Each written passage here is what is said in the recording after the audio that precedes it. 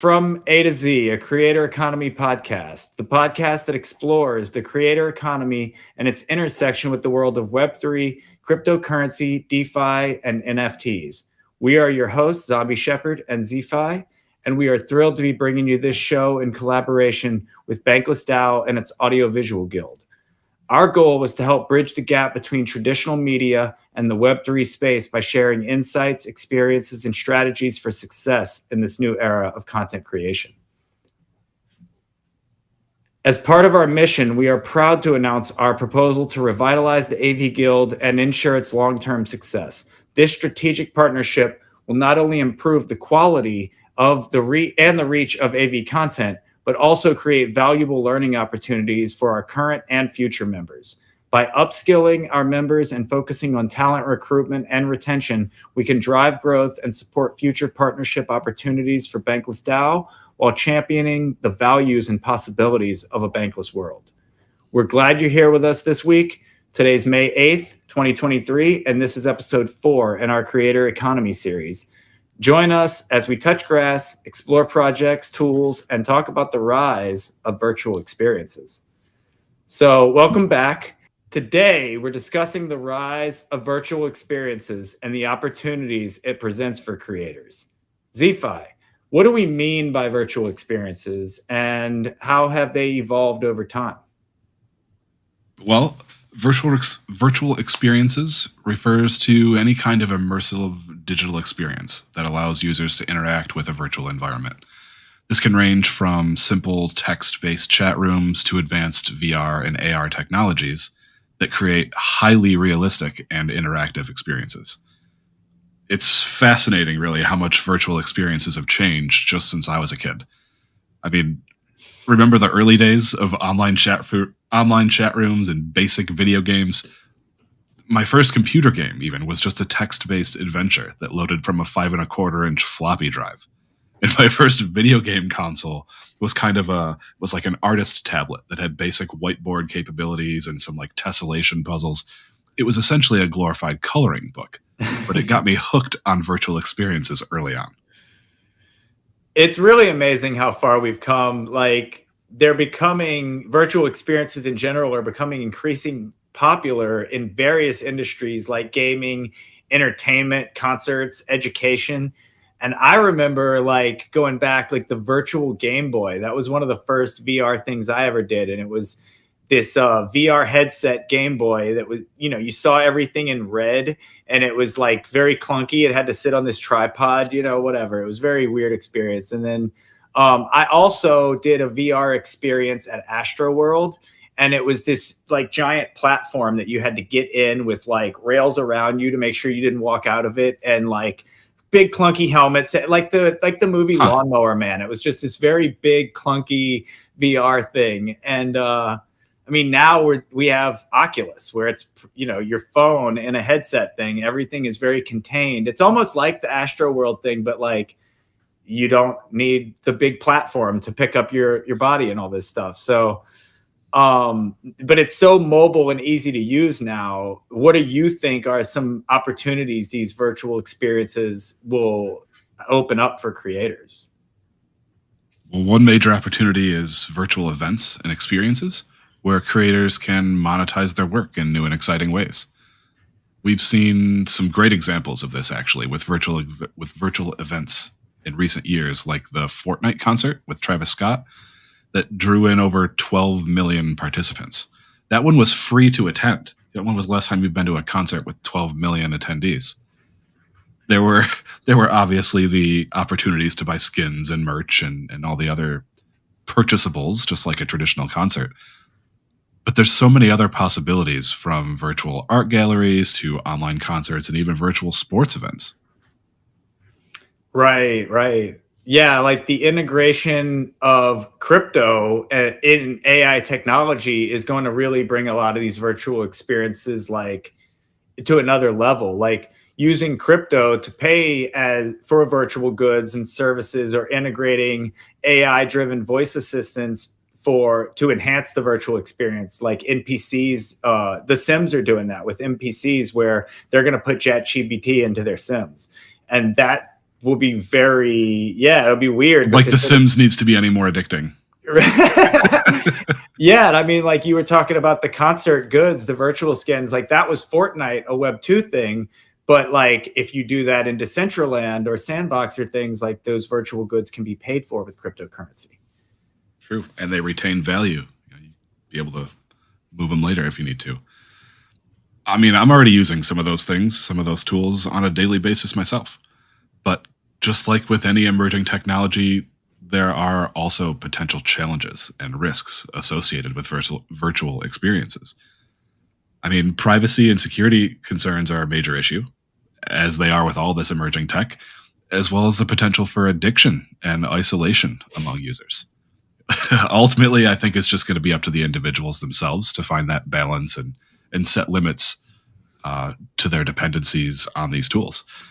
The early users are also going to need to be championing legislation and regulation that address and protect user privacy and data security and network security.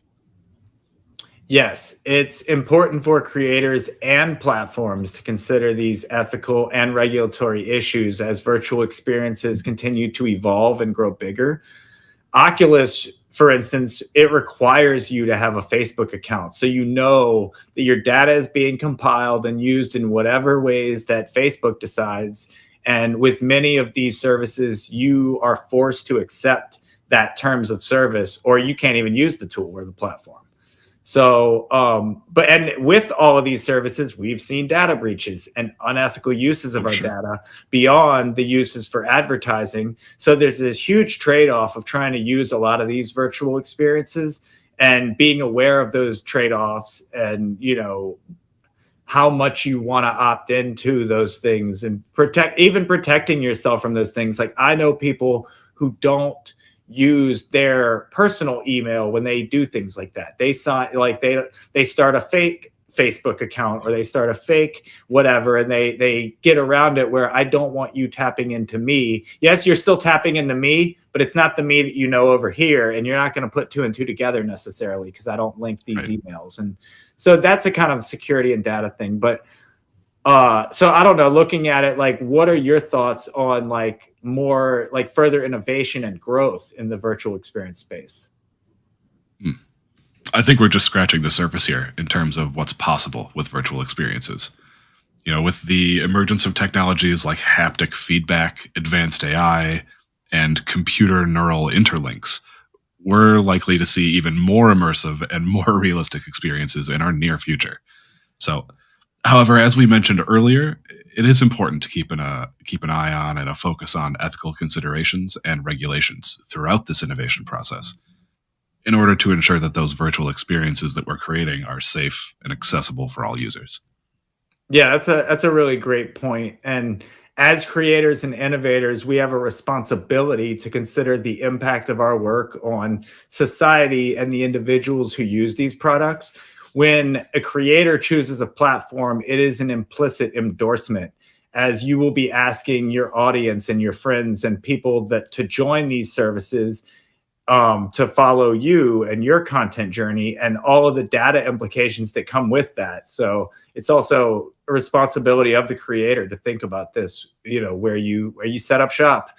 But that's a great segue into our next topic. So let's dive into crypto, metaverses, economies, and AI in these virtual experiences.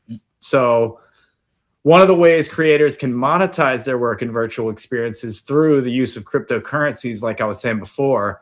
Like, for example, people can use Ghost, Sand, Mana, or Ethereum to buy ERC 721s and 1155 NFTs and virtual services within these virtual worlds. And even if you include online organizations like Borgs and DAOs, many of these assets are already transferable to like near virtual experiences, like Gallery.o is a near virtual. Decentraland, I think, is also, it can be virtual maybe if you have the right equipment. But you can put in those two, you can put your NFTs in a museum-like setting. They're not really like interactable, but at least you can start to bring these things from other areas and put them up in one place and be like, oh, here's my art. Check out all the stuff I have, and into a virtual experience, and have your friends and put on music, and so other assets will become like more fully integrated, I guess, as these partnerships form between NFT projects, crypto metaverses, and the actual VR tech. So I don't know. What do you think about that? Well, actually, I'd like to circle back a sec to the potential addiction issues here. All of this it's sounding like I need to buy some of this equipment as soon as possible and live my rest of my life in there. This is that set and limits thing, this stuff, I get really geeked about this tech, but with as immersive as some of these games and virtual spaces can be, it is easy to get carried away with real life expenditures. This is only going to become more important and more apparent as experiences become more immersive. I mean, it's a really interesting concept, though. I mean, like I said, I'm geeked about all the different possibilities, but because cryptocurrencies can offer a way to create that kind of a decentralized economy within those virtual experiences, I think we're going to see a lot more development on that, on the blockchain side. Using crypto rails allows creators to be more independent from the traditional financial system, the traditional social networking systems, and it gives users just generally more control over their transactions. It sounds like a big advantage to me. But additionally, AI technology can enhance virtual experiences by providing voice assistants or chatbots that can interact with users and help them navigate a virtual world. I think we're going to end up seeing a lot of tools emerge here for people with disabilities. I mean, just a quick personal story, quick side note. My dad wears hearing aids, and his last upgrade was a big jump from just a traditional technology hearing aid device to an AI augmented product that can do all sorts of things that the old ones could not do. It can provide like isolated conversation audio from one person in a crowded room, and then that voice can stay in place as my dad moves his head. He knows it's not just like the whole everything being amplified louder. It's picking out voices in individuals and mapping them so it sounds like the sound is coming from where the person actually is. Pretty crazy, pretty incredible technology. But even he identified after a few weeks of using these new hearing aids the potential for addiction to these kinds of devices for the huge quality of life improvements they provide. Oh man, that's interesting. And that in the case of hearing and disabilities, I don't know if addiction is the right word because I don't know, but I get your point. It's definitely there's a pull to keep using it, but also like, yeah, why not? Right. Whereas with video games, you should definitely unplug, bro. This is not There's why a difference. not situation. There's definitely a difference there. Yes. Yeah. So like addiction and overplaying is already a big deal, like in social media and traditional video games. So I'm sure we're going to have a similar, if not increased issues as people dive deeper into VR and AR experiences. AR, I could almost even see being worse because for me personally, like VR goggles hurt my eyes. I can't do it for very long. I have pretty good eyesight. So I don't know, it doesn't feel good to be in that experience for very long. I really can't do more than like 5 or 10 minutes in a VR before I have to take it off. But AR, like if you're just telling me it's going to be in the room with me and it's right over there, I might never turn it off. And or it's just part of your phone. You right, can just hold it up and see something different on your camera. You know what I mean? Like it's even like my lights back here in the background. They're for me for the podcast, but like there's lots of times when I'm not recording, I'm not on camera, and I just like having my lights on because it's like, I like changing the color of the room and like the ambiance and right. So yeah, I could see AR being highly addictive for me and people who really can't like stay in VR for long. Yeah. Just augmenting reality is good enough for me, but other areas where we're seeing this convergence of crypto and virtual experiences are the metaverse with platforms like Decentraland and the Sandbox that are kind of 3D experiences that you can have in this Oculus or whatever other VR headset setting. So, but they are blockchain technology, and that allows creators to own and monetize their virtual creations within the metaverse, but also by selling merchandise within that metaverse or tickets to events like concerts, whatever. You can token gate and different things like that, but it's all trustless experiences that transcend borders and enable digital ownership. Right, right. In most of the popular video games today, we've got those types of purchasable skins or other content that are essentially purely consumable and offer no ownership rights or resale value. But in virtual economies, virtual currencies like Decentraland's Mana or the Sandbox's Sand are used as a means of exchange within the virtual world. So the value of those virtual currencies is derived from their scarcity and the demand for them within the virtual economy. As such, all the money that players might already be spending on Fortnite skins or Roblox Robux could instead be going into ownable assets that can retain that value and then be traded with or sold to other players later on. Right, right. Yeah. So let's double click on NFTs for a second. Like NFTs, non-fungible tokens, means they are unique and cannot be replicated. Your NFT is your NFT.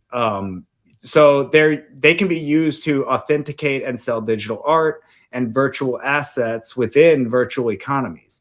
And they've exploded in popularity over the past few years. And I think we're going to see more virtual economies adopt them as younger generations adopt the values that we have of decentralization and digital property rights. The ideas of ownership over AR and VR assets is unbelievable to people that are just a little bit older than us.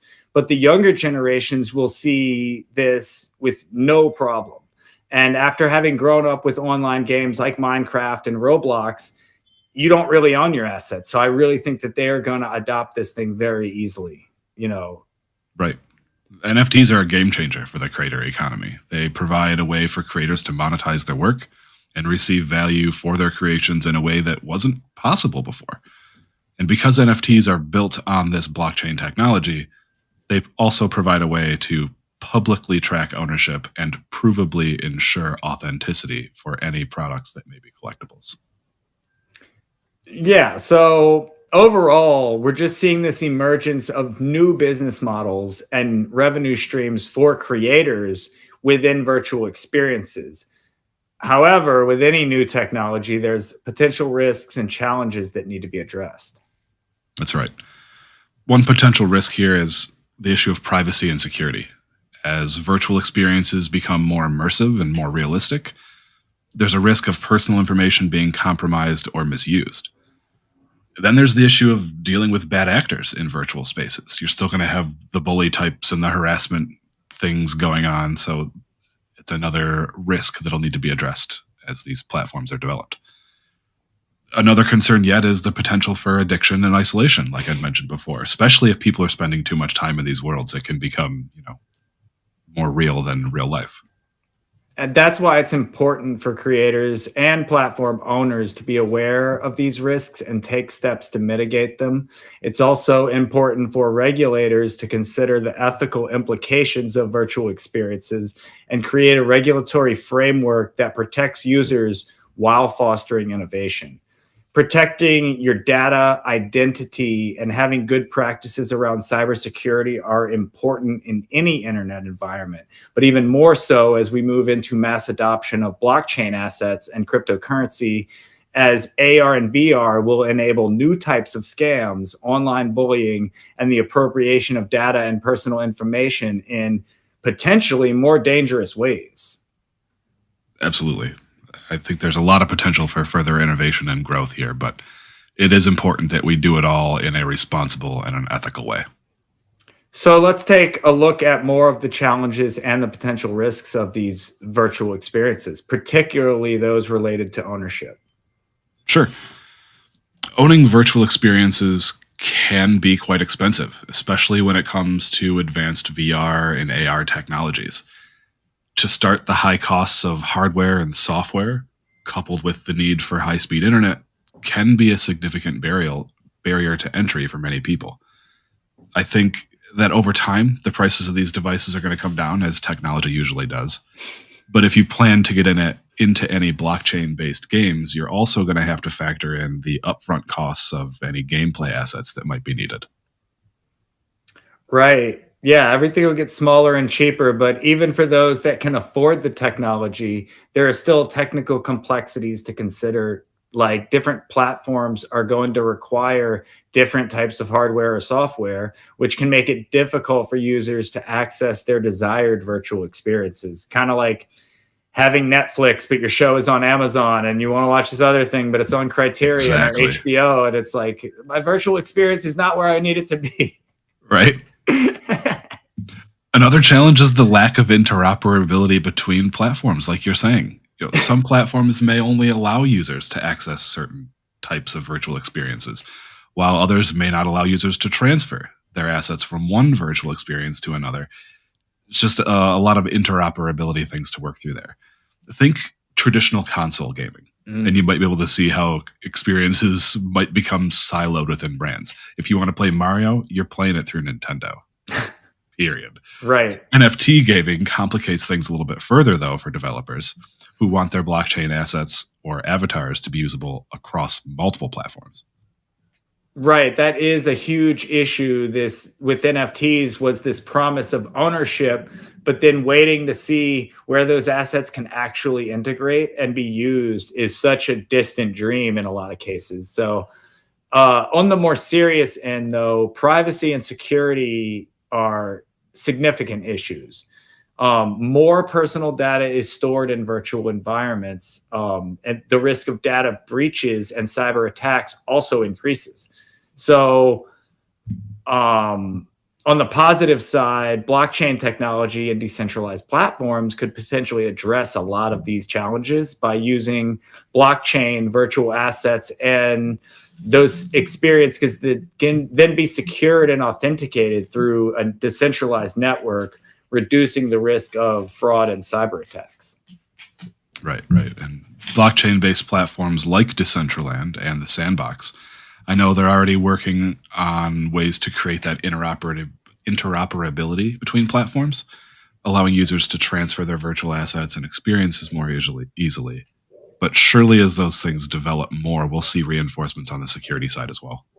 Yeah, that's right. And as the technology continues to advance, there are potential solutions that could make these VR experiences more accessible and affordable to a wider audience. For example, like cloud computing could allow users to access these virtual experiences without the need for as much expensive hardware, or at least like the processing power. And then like haptic feedback and virtual experiences are going to make it even more realistic, which I personally think like haptic is so funny to me. It's one of those, like I have a MacBook Pro and the trackpad feels like it clicks. And then one day it wasn't clicking right, but it was still working. And then I found out it was all haptic. It doesn't actually move. It doesn't actually click. It's just telling me, it's sending a signal to my finger in my brain to tell me it clicked when it didn't. So it's so weird. Very interesting. I think the use of AI technology is going to play a significant role in enhancing virtual experiences, both for entertainment and for just productivity. Voice assistants and other AI-driven tools could make it easier, for example, for users to interact with virtual environments. While AI-generated characters and narratives could make virtual experiences more dynamic and more personalized. There's a lot of studies, however, that suggest that excessive use of virtual experiences can lead to social isolation and have negative impacts on a user's mental health. But while this is no new phenomenon, we're very familiar with this, the immersion level with VR is going to be a whole new factor to consider. It's essential for individual users to be aware of these risks and take their own steps to mitigate those types of potential harm, like setting limits to usage time. Right. All in all, I think there's a lot of challenges and risks associated with VR and crypto. So the potential benefits, though, are just too significant to ignore. For sure. So as the technology continues to advance and evolve, we're sure to see innovative solutions and exciting developments, around both security and just having fun, Absolutely, absolutely. I'm looking forward to seeing what we come up with next.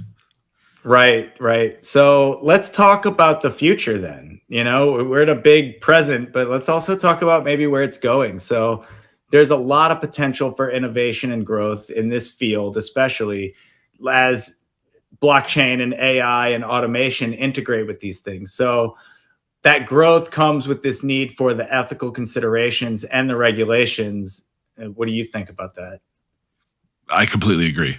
As virtual experiences become more integrated into our daily lives, it's important to consider how issues like identity or ownership or privacy are impacted by these tools.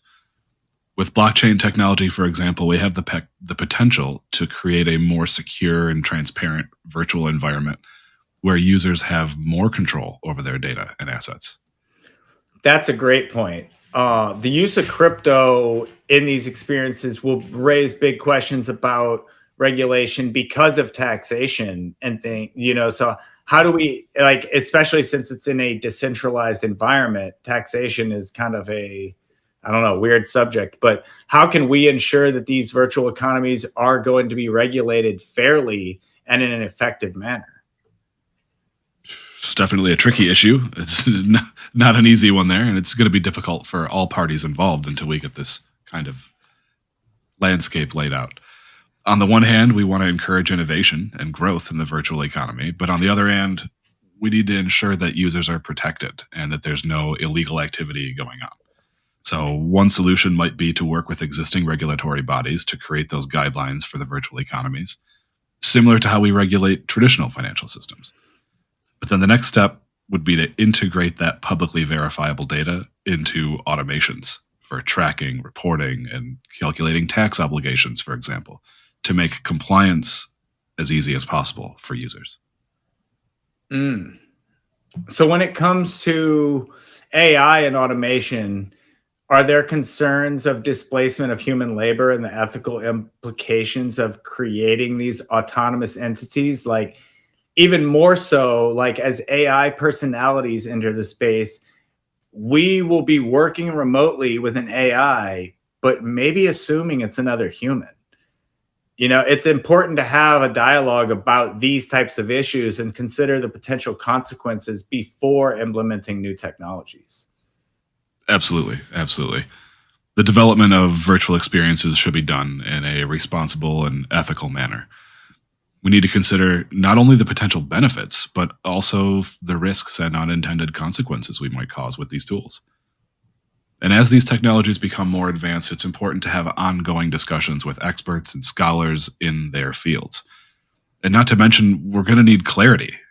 First and foremost, we're going to need clarity on the regulations and guidelines so we know what the rules are and can follow them accordingly. Well, one thing's for sure is that VR and AR experiences they're here to stay, and they're going to get better. They're going to continue to evolve and grow in the next coming years, and the future is super bright, but we need to make sure we're taking a responsible and thoughtful approach to the development of these things. Yes, and as we move forward, we need to balance the massive potential for virtual experiences to be used for good on things like enhancing education or medicine or social connections, as well as the sizable potential for these tools to do harm, like trapping users in an addiction or exploitation. With careful consideration and collaboration, we can create a future here where virtual experiences are accessible, inclusive, and beneficial to all. I agree. We definitely don't want to create Ready Player One, and we definitely don't want it to be called Meta. And we definitely don't want 30% of the entire economy going to one person. Oh my God. Yeah, the entire 30% of the entire virtual economy. Oh, that's a not the play in future. Right. So this has been a really great discussion about VR and AR experiences, including cryptocurrency and metaverses in there. So it's clear that this is rapidly evolving, and it has a lot of potential for growth and innovation. Absolutely. And one of the key takeaways, I think, is that the convergence of crypto, blockchain technology, and virtual experiences is opening up brand new opportunities for creators to monetize and deliver their work in novel ways. Yeah, and it's also interesting to note that the evolution of VR experiences has come so far from, like you said, early online chat rooms, AOL, and things like that, to like these advanced VR and AR technologies. And it's just exciting to think about where we might be, 10 years from now, 20 years from now. Definitely, definitely. It's important to keep in mind those challenges and the potential risks of developing these virtual experiences, like the privacy and the security concerns, and the potential for the other things that we mentioned. But I think, yeah, there's so much in the future here that it's exciting to see what's going to happen.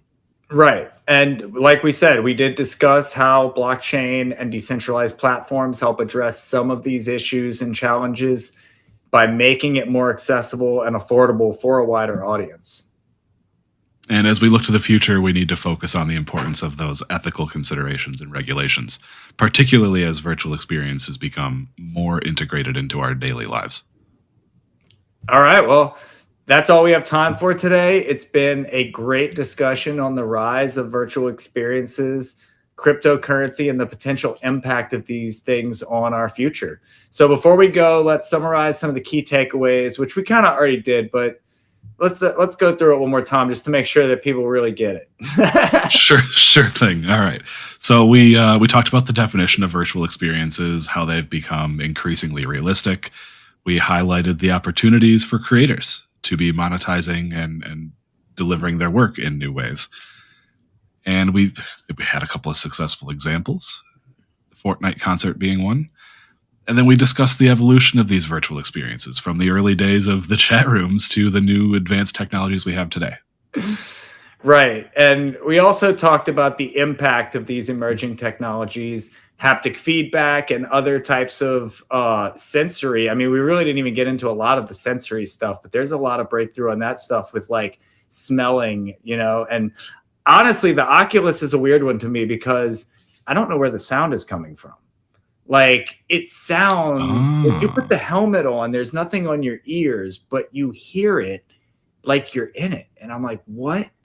And it might be haptic. Like I use the haptic earbud, so it could be haptic and it's just like literally in your head.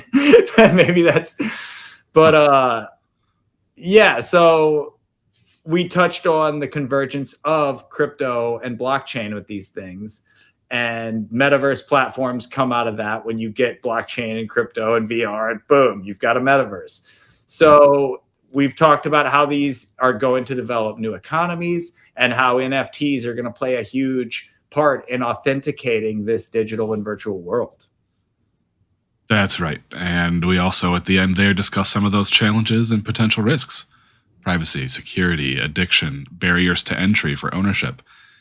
But we also talked about the future outlook, and it's looking bright, including the potential for further innovation and growth and assistance in some of the most crucial fields: education, medicine.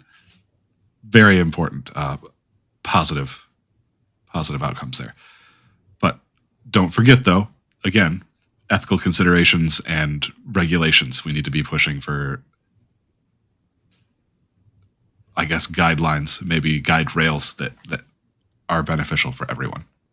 Right. Yeah, especially like you said, in the field of like medical and things like that, I feel like, it's definitely important we have these regulations in places like Decentraland and Meta and not overbearing regulations, but obviously bullying and other things like this and disinformation. These types of things are problems in normal social media. So they're going to be even bigger in VR spaces. So it's been an excellent recap. Great episode. Let's wrap up with some action items for the listeners. So I would say if you're a creator, start exploring the possibility of using VR and experiences and consider how you can monetize your work in new ways using these platforms. If you're a user, I would stay informed about the latest developments in virtual experiences. Consider the potential risks before fully diving in and investing in a bunch of equipment. I would really DYOR and know what you're getting into and maybe even try it out before you buy it if you can. And for anyone else, just continue the conversation of the future around these things and how they can be used to benefit our society in responsible and ethical ways. Because even if you're not getting into it just for fun, I think VR and AR is going to become a more important part of our lives, as you said, in education and medicine, just like social media was just for fun. And now it's actually become a very important tool for bottoms up social movements. Absolutely. Absolutely. And especially when we're talking about those fields, education, medicine, some of the more privacy important, this personal information type stuff, it's definitely important to stay aware of the privacy and security concerns. We need to, again, be advocating for that regulation that protects the rights of users and creators alike. And of course, if you haven't done so yet, please like this episode, subscribe for more discussions like these, and feel free to drop us a comment or a question. Got to do the LMCC there, the like, mirror, comment, collect, all those things. So, anything I'm missing today, Zombie? Of course, don't forget to join us for Zombie Time Music Hour every Monday at 8 p.m. Eastern and Friday at 9 p.m. Eastern. And then just be on the lookout for me going live randomly, because I do that with music sometimes. So, of course, you can collect my music on Lens Protocol, Beats xyz.app or beatsapp.xyz. They both work. And you can also collect these episodes of From A to Z, the full episodes or the audiograms, with 18% going back to Bankless DAO Treasury and 2% to support Lenstube, the platform that hosts us. See you again, friends.